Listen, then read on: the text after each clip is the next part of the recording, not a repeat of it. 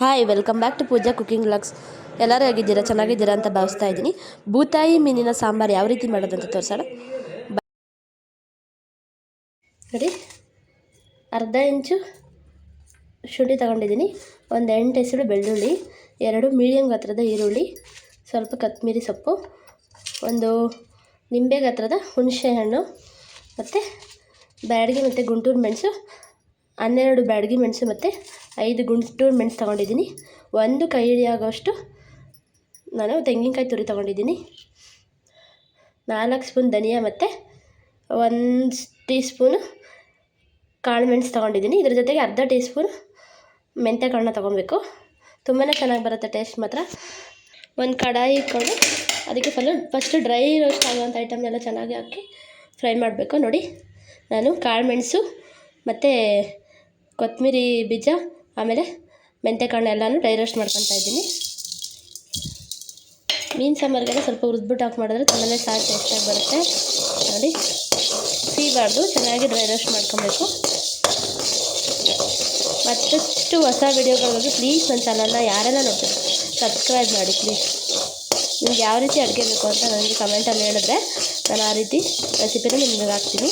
ಹೊಸ ವಿಡಿಯೋಗಳಿಗಾಗಿ ನನ್ನ ಚಾನಲ್ನ ಪ್ಲೀಸ್ ಫಾಲೋ ಮಾಡಿ.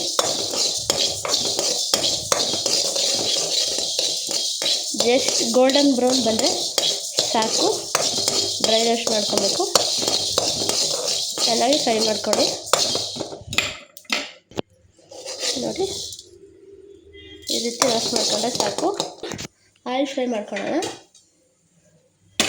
ಫಸ್ಟು ಮೆಣಸನ್ನ ಫ್ರೈ ಮಾಡ್ಕೊಳ್ಳೋಣ. ಅಂದರೆ ಬ್ಯಾಡಗಿ ಮೆಣಸು ಮತ್ತು ಗುಂಟೂರು ಮೆಣಸಿನ್ಕಾಯಿನ ಚೆನ್ನಾಗಿ ಫ್ರೈ ಮಾಡ್ಕೊಂಡು 1-2 ಟೇಬಲ್ ಸ್ಪೂನು ಎಣ್ಣೆ ಹಾಕಿ 2 ಚೆನ್ನಾಗಿ ಫ್ರೈ ಮಾಡ್ಕೊಬೇಕು.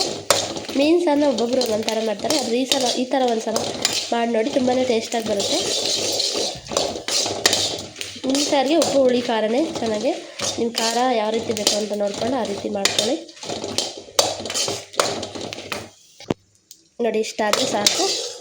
ಇದನ್ನು ತೆಗ್ದು ಇವಾಗ ಇದಕ್ಕೇ ಈರುಳ್ಳಿ ಮತ್ತು ಶುಂಠಿ ಬೆಳ್ಳುಳ್ಳಿನ ಹಾಕಿ ಹಸಿ ವಾಸನೆ ಹೋಗೋವರೆಗೂ ಬಾಡಿಸ್ಕೊಬೇಕು. ಅದೇ ಎಣ್ಣೆನೇ ಸಾಕು, ಮತ್ತೆ ಎಣ್ಣೆ ಹಾಕೋ ಅವಶ್ಯಕತೆ ಇಲ್ಲ.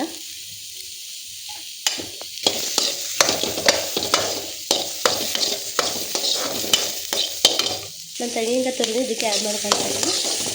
ಸ್ವಲ್ಪ ಇದಕ್ಕೆ ಅರಿಶಿನ ಪುಡಿ ಹಾಕಿ ಗ್ಯಾಸ್ ಆಫ್ ಮಾಡಿ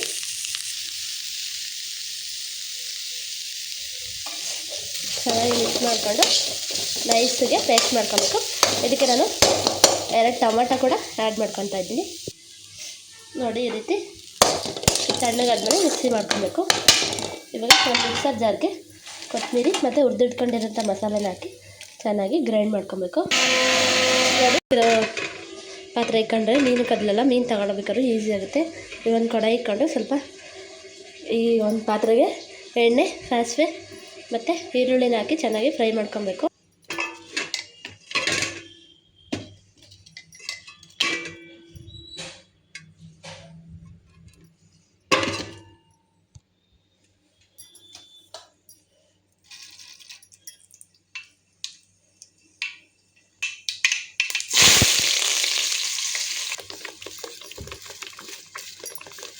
ನೋಡಿ, ಇವಾಗ ಕುದೀತಾ ಇದೆ.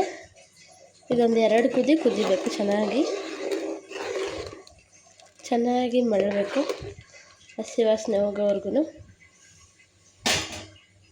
ಚೆನ್ನಾಗಿ ಕುದಿ ಬಂದಾದಮೇಲೆ ಒಂದೊಂದೇ ಮೀನನ್ನ ಬಿಡಬೇಕು.